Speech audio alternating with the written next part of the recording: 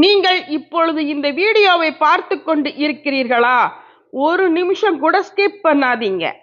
ஏன்னா 60 வயசுல 30 வயது மாதிரி இருக்க முடியுமா? இது ஒரு கேள்வி இல்ல. இது பல பேரோட மனசுக்குள்ளர இருக்கிற அமைதியான ஆசை. வயசு கூட கூட உடம்பு சோர்வாகணும், மனம் பதட்டமாகணும், நோய்தான் வாழ்க்கையா மாறணும். இதுதான் இயற்கையா? கௌதம புத்தர் சொன்னது வேற. அவர் சொன்னார், இளமை என்பது வயசுல இல்லை, தினமும் நீங்கள் செய்யும் பழக்கங்கள்ல தான் இருக்கு. இந்த உலகத்துல அதிக பணம் இருந்தாலும், அதிக அழகு இருந்தாலும், மனம் அமைதி இல்லைன்னா இதெல்லாம் பயனில்லை. இந்த வீடியோல புத்தர் போதித்த 7 எளிய ஆனால் சக்தி வாய்ந்த பழக்கங்களை ஒவ்வொன்றாக தெளிவாக வாழ்க்கையோட இணைச்சு பார்க்க போகிறோம். இந்த 7 போதனைகள் உங்க வயசை குறைக்காது, ஆனால் உங்கள் மனதை இளமையாக்கும், உங்க உடம்புக்கு ஓய்வளிக்கும், உங்க வாழ்க்கைக்கு அர்த்தம் தரும். கடைசி போதனை ரொம்ப ரொம்ப முக்கியம். பல பேர் அதை புறக்கணிச்சதால தான் வயசுக்கு முன்னாடியே சோர்ந்து போறாங்க. அதனால இந்த வீடியோவை அமைதியா ஒரு ஆழ்ந்த மூச்சு எடுத்துக்கிட்டு முடிவு வரைக்கும் பாருங்கள். பகுதி 1. முதல் போதனை, உடலை எதிரியாக பார்க்காதீர்கள். புத்தர் ஒருபோதும் உடலை தண்டிக்க சொல்லவில்லை. அதே நேரத்தில் உடலை ஆசைப்பட்டு சிதைக்கவும் சொல்லவில்லை. ஒரு எளிய உண்மையை சொன்னார் புத்தர். இந்த உடல் ஒரு கருவி. அதை எப்படி பயன்படுத்துகிறோமோ அதை பொறுத்தே வாழ்க்கை அமையும். இன்றைக்கு நிறைய பேர் நினைக்கிறார்கள், வயசு ஆகுது என்றால் சோர்வு வரணும், நோய் வரணும், உடம்பு ஒத்துழைக்காது. ஆனால் உண்மை அது இல்லை. உடல் சோர்வடையறதுக்கு இந்த வயசு காரணம் இல்லை, கவனமில்லாத பழக்கங்கள் தான் காரணம். புத்தர் சொன்ன முதல் போதனை என்ன தெரியுமா? உடலை எதிரியாக நினைக்காதீர்கள், அதை அன்போடு கவனியுங்கள். அதிகமாக சாப்பிடாதீர்கள், மிக குறைவாகவும் சாப்பிடாதீர்கள். உடலுக்கு தேவையானதை மட்டும் கொடுங்கள். சோர்வாக இருக்கும் பொழுது இன்னும் வேலை செய்ய வேண்டும் அப்படின்னு உடலை ரொம்ப கஷ்டப்படுத்தாதீர்கள். ஓய்வு கேட்டால் 1 நிமிஷம் கொடுங்கள். தண்ணீர் கேட்டால் அதை புறக்கணிக்காதீர்கள். இந்த ஒரு பழக்கம் வந்தாலே உடம்பு உங்களை ஏமாத்தாது. நீங்கள் உடலை கவனிச்சா உடல் உங்களை பாதுகாக்கும். புத்தர் காலத்துல மருந்து இல்லை, ஜிம் இல்லை, சப்ளிமெண்ட்ஸ் கிடையாது. ஆனா உடலை உணர்ந்து வாழ்ந்தாங்க. அதனால்தான் முதுமையிலும் அவர்களுடைய கண்களில் அமைதி இருந்தது, உடலில் சோர்வு இல்லை. இந்த முதல் போதனை ரொம்ப சிம்பிள். ஆனா இதை பின்பற்றாததால் தான் நிறைய பேர் இளமையிலேயே முதுமையாக வாழ்றாங்க. ஒரு கேள்வி உங்களுக்காக.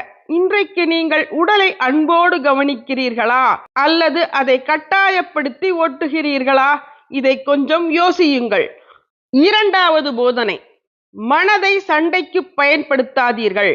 புத்தர் சொன்னார், உடலை விட மனமே அதிகமாக சோர்வடைகிறது. உடம்பு ஓய்வெடுத்திடும், ஆனா மனம் அது நேற்றைய நினைவு, நாளைய பயம், மற்றவர்கள் சொன்ன வார்த்தைகள், இதையெல்லாம் தூக்கிட்டு 1 நிமிஷம் கூட நிம்மதியாக இருக்காது. இதுதான் வயதுக்கு முன்னாடியே மனதை முதிர்ச்சி அடைய வைக்கும். புத்தர் இதை பற்றி ரொம்ப தெளிவாக சொன்னார்.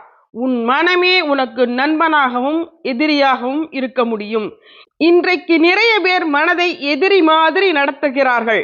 இதையும் யோசிக்கணும், அதையும் நினைக்கணும். நான் இப்படி இருந்திருக்கலாமே, அவன் அப்படி சொன்னானே. இந்த சண்டை வெளியில் இல்லை, உள்ளுக்குள் தான் நடக்குது. புத்தர் சொன்ன இரண்டாவது போதனை என்ன தெரியுமா? மனதை அடக்காதீர்கள், அதை கவனியுங்கள். எண்ணம் வந்தா அதை தடுக்காதீர்கள், அதோட சண்டை போடாதீர்கள். இது ஒரு எண்ணம் தான் அப்படின்னு அமைதியாக பாருங்கள். ஒரு நாளைக்கு 5 நிமிஷம் கூட போதும். அமைதியா உட்கார்ந்து உங்க மூச்சை கவனிங்க.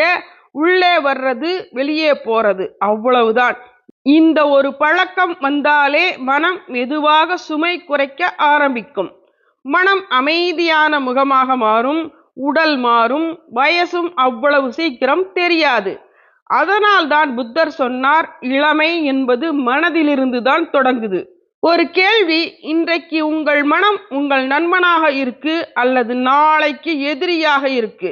சற்று யோசியுங்க. மூன்றாவது போதனை, எளிமையாக வாழுங்கள். இன்றைக்கு மனிதன் சோர்வடையறதுக்கு வயசு காரணம் கிடையாது. அதிக ஆசைதான் காரணம்.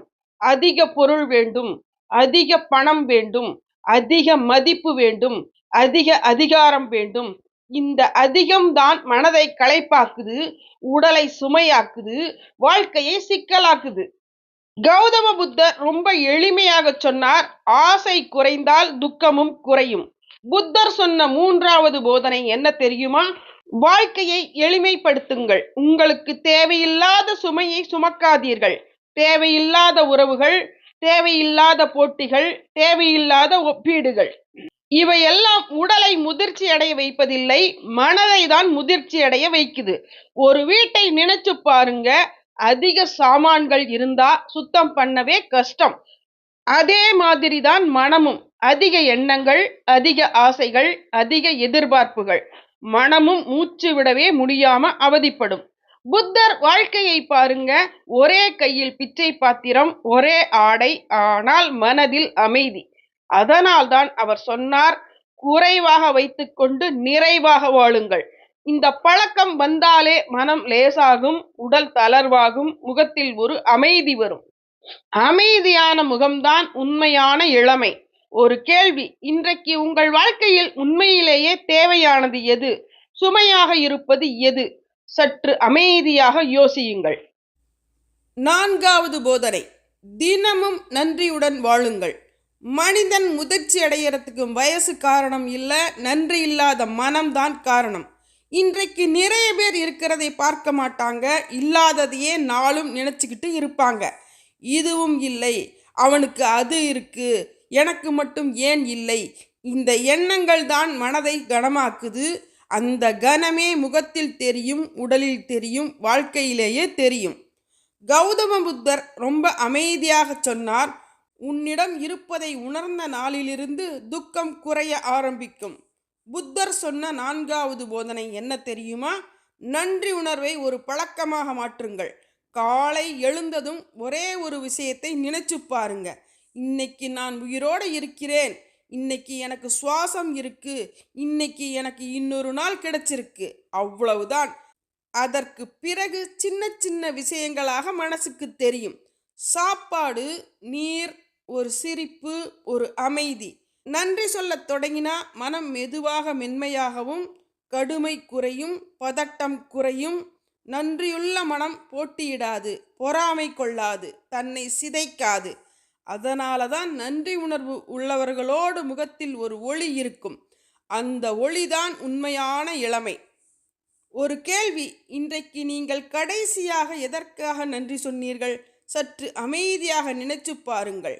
5வது போதனை, மிதமான ஒழுக்கம்தான் நீண்ட இளமை.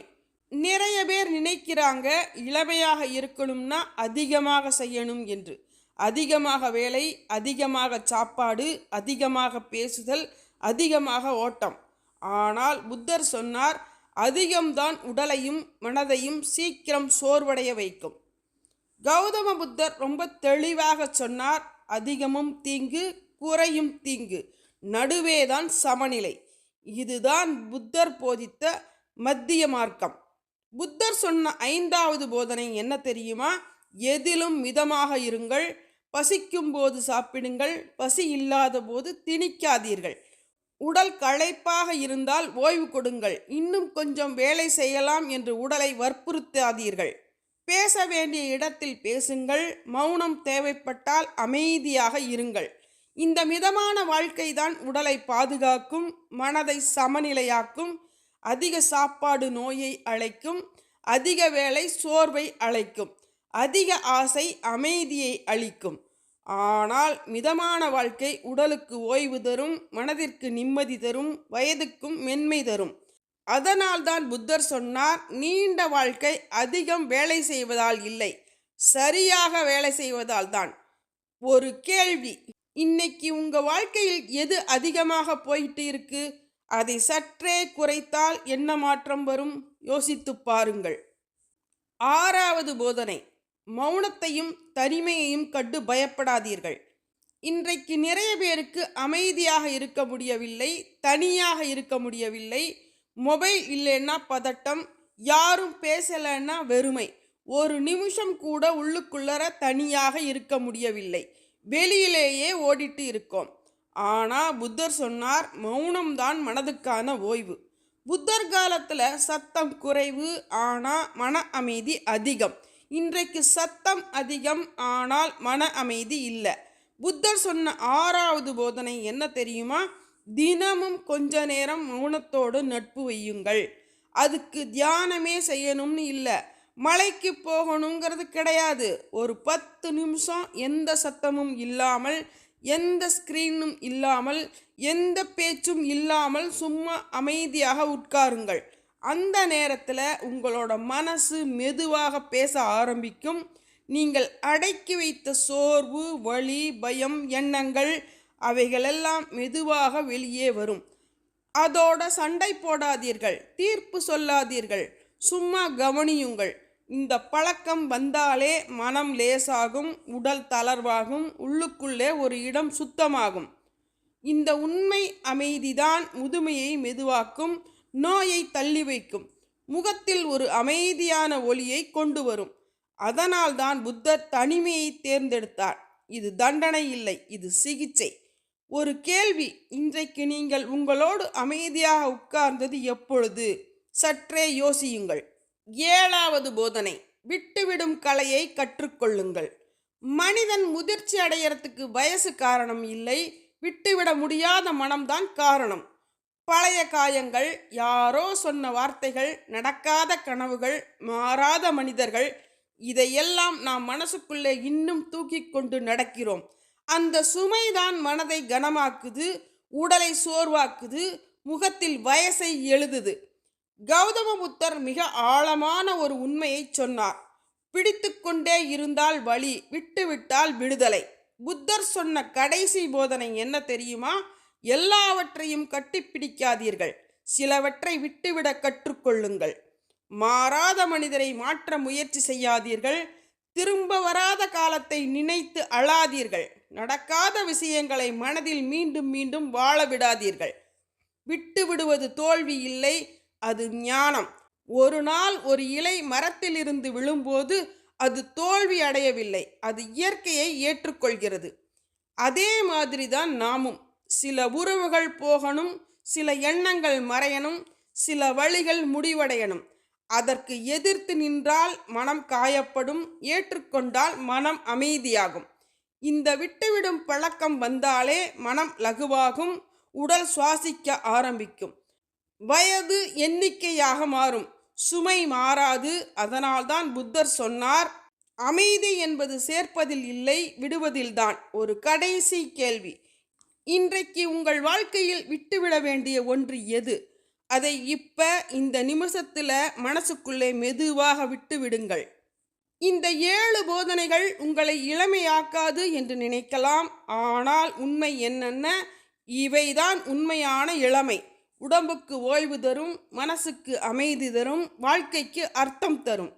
நீங்கள் இதை மெல்ல மெல்ல உங்கள் வாழ்க்கையில் கொண்டு வந்தால் வயது கூடும், ஆனால் நீங்கள் பார்ப்பதற்கு இளமையாக இருப்பீர்கள்.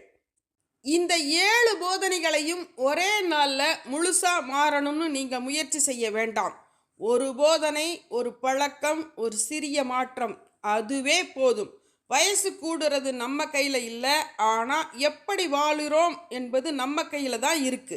புத்தர் சொன்ன இளமை சருமத்தில் இல்லை, அமைதியான மனசுல தான்.